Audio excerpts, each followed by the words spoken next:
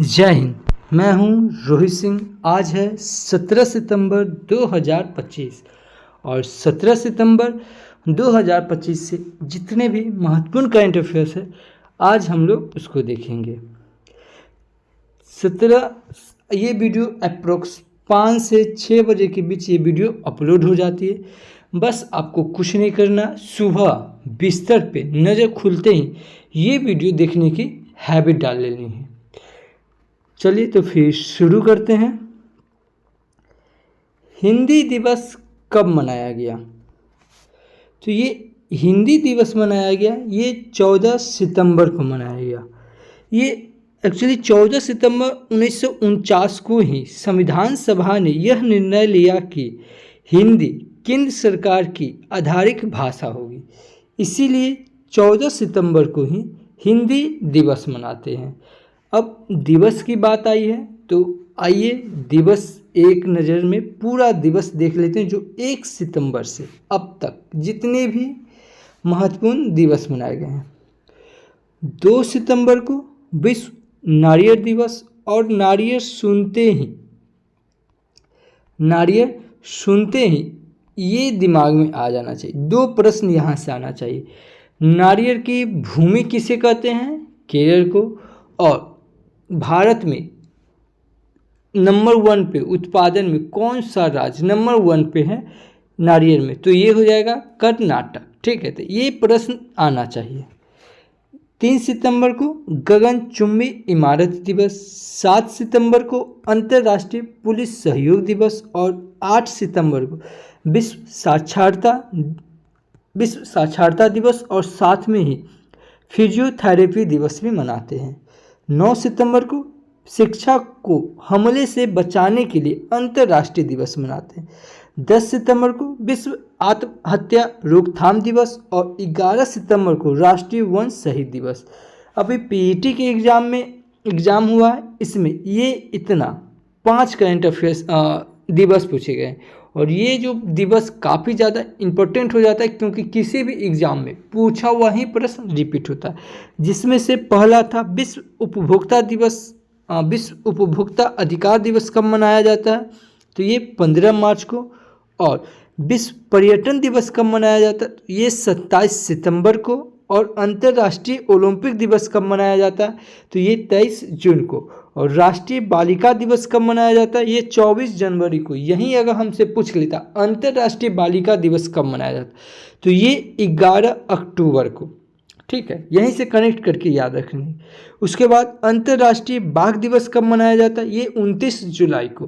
तो इतना हमें इस क्वेश्चन से याद होना चाहिए। चैनल पे पहली बार हैं, चैनल को सब्सक्राइब कर लें, बगल के बेल आइकन को प्रेस कर दें। जो भी स्टडी ग्रुप है उसमें ये वीडियो शेयर कर दें, जैसे व्हाट्सएप, फेसबुक। ठीक है, चलिए वीडियो के अंत तक के बने रहिए क्योंकि वीडियो के लास्ट में आपसे एक प्रश्न पूछेंगे जिसका जवाब आपको कमेंट बॉक्स में देना है।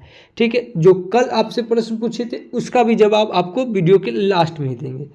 अगला प्रश्न है, हाल ही में अंतर्राष्ट्रीय चाय सम्मेलन आयोजित कहाँ किया गया? तो ये केरल में किया गया। भारत अंतर्राष्ट्रीय चाय सम्मेलन जो 2025 का आयोजन 18 से 20 सितंबर 2025 तक केरल के कोची में किया जाएगा। ठीक है, अब चाय से आप ये बताइए से चाय का उत्पादन में नंबर 1 भारत की कौन से राज्य है? आप हमें कमेंट बॉक्स में करें। अब केरल की बात आई है तो ये मैप में केरल क्या है? मैप में केरल की कैपिटल हो जाएगी तिरुवनंतपुरम और केरल के सीएम हो जाएंगे पिनराई विजयम और पीएम केरल के गवर्नर हो जाएंगे राजेंद्र अलेकर। ये देखिए, ये यहाँ पे इमेज इसीलिए लगाए हुए हैं कि नारियल की भूमि किसे कहा जाता है? केरल को। और भारत में सबसे ज़्यादा केरल की उत्पादन कौन सा राज्य करता है? तो ये कर्नाटक करता है, ये ध्यान में रखेंगे।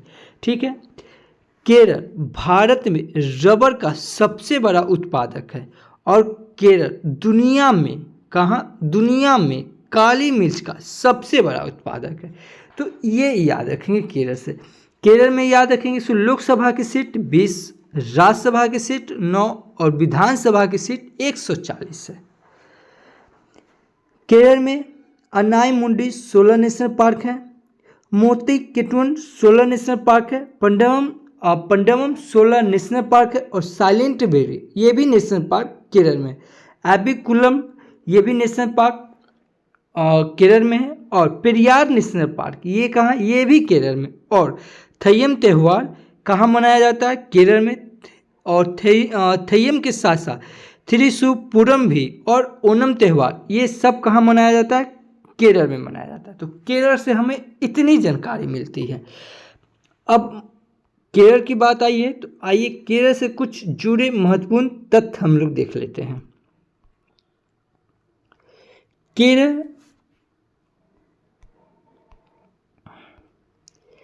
केरल पर्यटन को सबसे आकर्षक सोशल मीडिया अभियान के लिए PATA गोल्ड अवार्ड 2025 मिला। केरल भारत का पहला पूर्ण डिजिटल साक्षर राज्य घोषित किया गया। केरल में मीठे पानी की केकड़ा प्रजाति की खोज हुई। 11वें मालाबार नदी महोत्सव का आयोजन केरल में हुआ। केरल में नई ड्रैगन फ्लाई प्रजाति लिरियोथोमिस अब्राहिम की खोज हुई।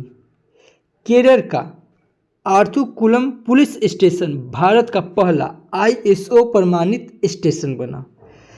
केरल का पहला स्किन बैंक तिरुवनंतपुरम में खुलेगा। नेक्स्ट हमारा प्रश्न है, हाल ही में किसे भारत के उपराष्ट्रपति CP राधाकृष्णन का सचिव बनाया गया? तो अभी फिलहाल में, ठीक है, वर्तमान में जो हमारे उपराष्ट्रपति का चयन हुआ है CP राधाकृष्णन, जो पूर्व महाराष्ट्र के राज्यपाल थे, इन्हें अब भारत का उपराष्ट्रपति के पद के लिए नियुक्त किया गया। और इनका अभी जो सचिव नियुक्त किया गया ये किए गए हैं अमित खरे को। ये इमेज है अमित खरे के। तो ये इस क्वेश्चन का ऑप्शन नंबर ए हो जाएगा। और ये वरिष्ठ IAS अधिकारी अमित खरे को भारत के उपराष्ट्रपति CP राधाकृष्णन के सचिव में नियुक्त किए। आप लोग हमें कमेंट करके बताएंगे जो CP राधाकृष्णन जो है, ठीक है, ये कैमे नंबर के ये उपराष्ट्रपति नियुक्त हुए, आप कमेंट में आप बताएंगे हमें।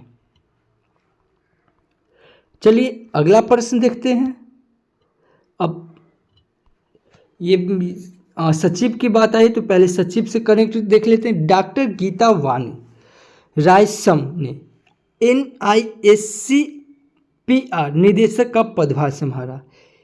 हीरो मोटोकॉर्प ने हर्षवर्धन चितले को CEO नियुक्त किया गया। भूपेंद्र गुप्ता को NHPC का CMD नियुक्त किया गया। ले पॉल धरवाल को भारतीय सेना का आयुध कोर्स में कमीशन किया गया। पीयूष गोयल ने खनन मंत्रालय के सचिव का पदभार संभाला। दीपक मित्तल को UAE में भारत का अगला राजदूत नियुक्त किया गया। TCA कल्याणी ने महालेखा नियंत्रक CGA का पदभार संभाला। संजीव घुराटिया को IAF रख रखाव प्रमुख नियुक्त किया गया। अगला प्रश्न हम लोग देखेंगे। अगला है से हाल ही में अगस्त 2025 में खुदरा मुद्रास्फीति बढ़कर कितने प्रतिशत हुए? तो ये 2.07%। तो इस क्वेश्चन का ऑप्शन नंबर ए हो जाएगा सही। अभी भारत की खुदरा महंगाई दर CPI आधारित अगस्त 2025 में बढ़कर 2.07% हो गई है, जो जुलाई 2025 के संशोधित आंकड़े 1.61 से ये 46 बेसिस पॉइंट अधिक है। ठीक है, हालांकि वृद्धि हुई है लेकिन यह दर अभी भी भारतीय रिजर्व बैंक के लिए 4% लक्ष्य से काफ़ी नीचे है। ठीक है, तो इससे इतना जानकारी मिलता। आइए अगला प्रश्न हम लोग देखते हैं। अगला प्रश्न है, हाल ही में फरीदा परवीन का निधन हुआ, वे कौन थी? ये हैं फरीदा परवीन, ये बांग्लादेश के प्रसिद्ध लोक नृत्य गायिका फरीदा परवीन का निधन हुआ। ठीक है, ये इन्हें लालन गीतों से प्रसिद्धि मिली और इनको अभी 70 वर्ष की उम्र में इनकी मृत्यु हो गई। तो ये कौन थी? ये गायिका थी। तो इस क्वेश्चन का ऑप्शन नंबर सी सही हो जाएगा। अब अगला प्रश्न देखेंगे। हाल ही में एसोसिएशन फॉर डेमोक्रेटिक रिफॉर्म्स के संस्थापक का निधन हुआ, वे कौन थे? तो ये अभी एसोसिएशन फॉर डेमोक्रेटिक रिफॉर्म्स के संस्थापक थे, ये जगदीप छोकर, इनका अभी निधन हुआ। तो ये कौन थे? जगदीप छोकर। तो इस क्वेश्चन का ऑप्शन नंबर बी सही हो जाएगा, जगदीप छोकर। अगला प्रश्न देखेंगे। हाल ही में वर्ल्ड एथलेटिक चैंपियनशिप के फाइनल में पहुंचने वाले पहले भारतीय हाई जंपर कौन बने?